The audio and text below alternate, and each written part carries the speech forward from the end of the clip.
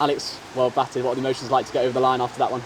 Yeah, very tight game. I thought we bowled and fielded really, really well, as we have done for most of the comp actually. So yeah, did well to restrict them to 140 odd, and then yeah, it was an interesting chase. It looked like it was going to rain for sort of the last half an hour of the innings there, and it never came. And we just had to keep checking what the DLS was and be smart with when we were trying to hit our boundaries. And luckily, we just scraped over the line. How aware were you of the weather sort of at the halfway stage, and then how much did you have to adapt the way you batted to make sure you were batting almost to the DLS rather than the target? Yeah, at the halfway stage, I had no idea. It's just when we lost the wicket and it just got out the power play, you could just see it building.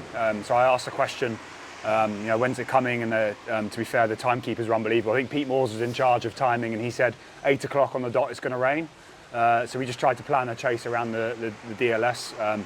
And picking the guys who were going to look to take risks against and who we weren't, and yeah, luckily that paid off. And then it always becomes a sort of a one-over chase at that point. Are you waiting for the right balls to hit, or are you looking at balls that you want to target, or how does sort of the approach to each over go? Yeah, just I guess you have to just pick your balls, wait for it to be in your area, and hopefully they do that. And lucky I got a couple in my area away, a couple of boundaries at important times against Walshy there, and as I said, it just about got us over the line by 1 run.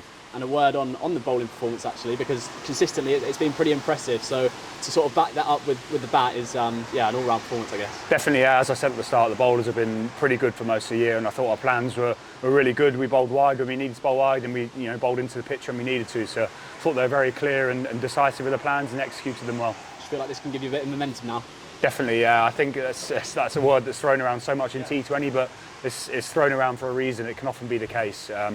Obviously, didn't get off to the start that we wanted in the first few games, but it takes one game to shift that.